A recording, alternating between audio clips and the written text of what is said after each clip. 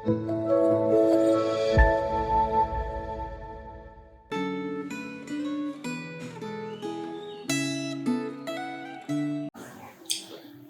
pagi Bapak Ibu sekalian, kita bersyukur hari ini kita boleh kembali membaca dan juga merenungkan kebenaran firman Tuhan. Bacaan hari ini terambil dari Injil Markus pasal yang pertama ayat 35 sampai dengan ayat yang ke-39.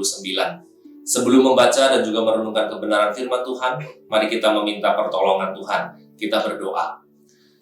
Bapa di dalam surga, kami bersyukur untuk penyertaan Tuhan hari demi hari, dan kami bersyukur hari ini kami boleh kembali membaca dan juga merenungkan kebenaran firman-Mu. Biarlah kehidupan kami menjadi kehidupan yang didasarkan kepada kebenaran firman Tuhan, yang dibentuk dan diubahkan oleh kebenaran firman-Mu. Tolonglah setiap kami ketika kami membaca merenungkan firman Tuhan, kami boleh mendengar suara Tuhan sendiri, dan kami membuka kehidupan kami untuk boleh dibentuk dan diubahkan melalui kebenaran firman-Mu. Hanya di dalam nama Tuhan Yesus kami berdoa, kami memohon. Amin. Bapak Ibu sekalian, Markus pasal yang pertama ayat 35 sampai dengan ayat yang ke-39, firman Tuhan berkata demikian. Pagi-pagi benar, waktu hari masih gelap, ia bangun dan pergi keluar. Ia pergi ke tempat yang terpencil dan berdoa di sana. Simon dan kawan-kawannya pun mencari-cari dia. Ketika mereka menemukannya, mereka berkata kepadanya, "Semua orang mencari engkau." Jawabnya, "Marilah kita pergi ke tempat lain, ke kota-kota sekitar ini, supaya di sana juga aku memberitakan Injil, karena untuk itu aku telah datang."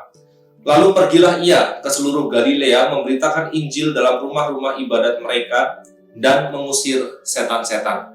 Amin. Sampai demikian jauh kita membaca kebenaran firman Tuhan. Nah, Bapak Ibu, satu kali saya menghadiri ibadah kedukaan di pagi hari sebelum malamnya ada pelayanan kedukaan. Saya bertemu dengan keluarga dari almarhum atau keluarga yang ditinggalkan, dan saya juga bertemu dengan teman dari keluarga ini. Tentu teman ini saya tahu bahwa orang ini bukan orang Kristen. Ketika saya bertemu dengan dia, bapak ini menyapa saya dan bertanya kepada saya, "Bapak orang Kristen ya?" Lalu saya jawab, "Iya, saya orang Kristen." Tetapi yang mengejutkan saya adalah Bapak Ibu sekalian ketika bapak ini lalu melanjutkan dengan pernyataannya. Dia mengatakan bahwa orang Kristen itu kurang ramah dan orang Kristen kurang peduli. Bapak Ibu sekalian, saya hanya bisa terdiam ketika mendengar pernyataan kedua dari Bapak ini yang mengatakan bahwa orang Kristen kurang ramah dan orang Kristen kurang peduli. Lalu Bapak Ibu sekalian, saya berkata kepada Bapak ini, "Pak, minta maaf kalau Bapak mungkin punya pengalaman yang kurang menyenangkan dengan orang Kristen, sehingga Bapak berpendapat bahwa orang Kristen kurang ramah dan kurang peduli." Singkat cerita Bapak Ibu sekalian, saya pulang dari rumah duka itu dan di sepanjang jalan saya merenungkan, dan saya juga teringat bahwa Mahatma Gandhi juga pernah berkata yang sama sebenarnya. Dia berkata bahwa "Saya suka Yesus Kristus Anda," dalam terjemahan tentu Bapak Ibu sekalian. Tetapi Mahatma Gandhi juga melanjutkan bahwa "Saya tidak suka dengan orang-orang Kristen." Kenapa? Karena orang-orang Kristen hidupnya tidak sesuai atau tidak sama dengan kehidupan Yesus Kristus. Dalam konteks ini Bapak Ibu sekalian, perenungan saya berlanjut pada sebuah pemikiran bahwa jangan-jangan memang ada gap antara ibadah orang Kristen dengan pelayanan orang Kristen. Tentu yang ketika saya berkata tentang pelayanan ini bukan hanya kepada pelayanan ketika kita di gereja, tetapi juga pelayanan atau kepedulian sosial, pelayanan kepada orang-orang di sekitar kita.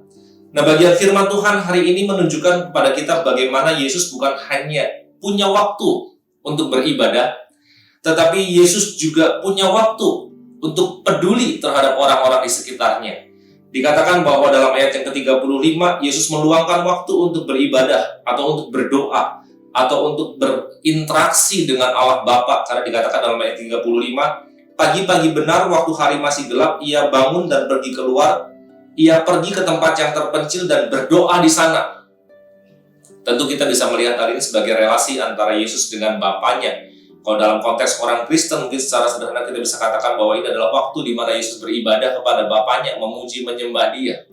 Tetapi yang menarik, setelah Yesus melakukan ibadah kepada Bapanya itu, Bapak Ibu sekalian, kita juga bisa melihat bahwa Yesus melanjutkan aktivitasnya dengan mengabarkan Injil, mengusir setan, dan menyembuhkan orang-orang sakit. Bapak Ibu sekalian, di dalam ibadah kita menerima kasih Allah, dan di dalam pelayanan kita kepada orang-orang di sekitar kita, kita menyatakan kasih Allah itu. Tidak cukup apabila orang Kristen hanya rajin beribadah, tapi tidak peduli terhadap kehidupan orang-orang di sekitarnya.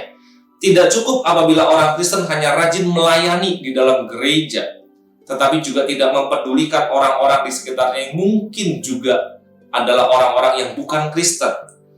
Firman Tuhan berkata, jika ibadah yang murni adalah mengunjungi yatim piatu, janda-janda dalam kesusahan mereka. Dalam Yakobus pasal yang pertama ayat yang ke-27. Oleh karena itu, Bapak Ibu sekalian, kita juga harus mengerti dan melihat dan mengingat bahwa kita dipanggil untuk menjadi garam dan terang dunia. Ketika kita beribadah kepada Tuhan, kita menerima kasih Allah. Tetapi ketika kita melayani orang-orang di sekitar kita, kita sedang menyatakan kasih Allah itu. Saya menyadari bahwa ketika kita melayani orang-orang yang bukan Kristen, akan jauh lebih sulit dibandingkan kita melayani orang-orang di gereja, orang-orang yang sesama Kristen. Ketika kita melayani orang-orang yang bukan Kristen, mungkin ada harga yang lebih mahal yang harus kita bayar.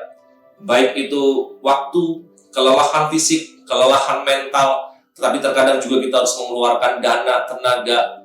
Tetapi Bapak Ibu sekalian, satu-satunya cara supaya dunia melihat dan merasakan kasih yang daripada Tuhan adalah ketika orang-orang Kristen mau peduli, mau bersikap ramah, mau melayani orang-orang di sekitarnya. Mari kita punya hati seperti hatinya Tuhan. Mari kita punya mata seperti matanya Tuhan. Mari kita punya tangan dan kaki yang kita pakai untuk kemuliaan nama Tuhan. Jangan sampai ada orang lain lagi berkata bahwa orang Kristen kurang ramah dan kurang peduli. Jangan sampai ada lagi Mahatma Gandhi yang berikutnya yang merasa tertolak oleh orang Kristen.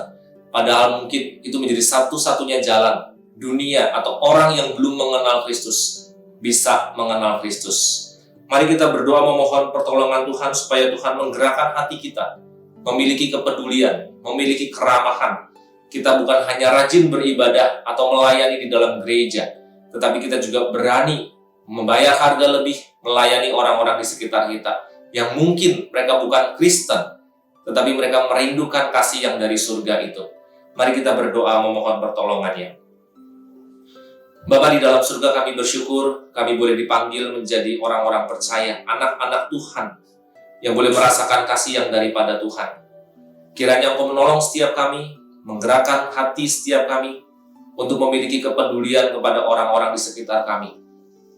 Orang-orang yang merindukan kasih yang daripada Tuhan, orang-orang yang menantikan pertolongan dan juga pemeliharaan Tuhan. Kami memohon Tuhan kiranya Engkau pakai kami untuk kami boleh menjadi berkat bagi sesama kami. Bukan hanya orang Kristen atau orang percaya di dalam gereja, tetapi juga untuk orang-orang di sekitar kami, di lingkungan masyarakat kami. Sehingga sungguh Tuhan, panggilan kami menjadi garam dan terang dunia boleh terwujud nyata di dalam kehidupan kami sehari-hari. Kami serahkan kehidupan kami masing-masing ke dalam tangan kasih kuasa-Mu. Di dalam nama Tuhan Yesus kami berdoa. Kami bersyukur. Amin.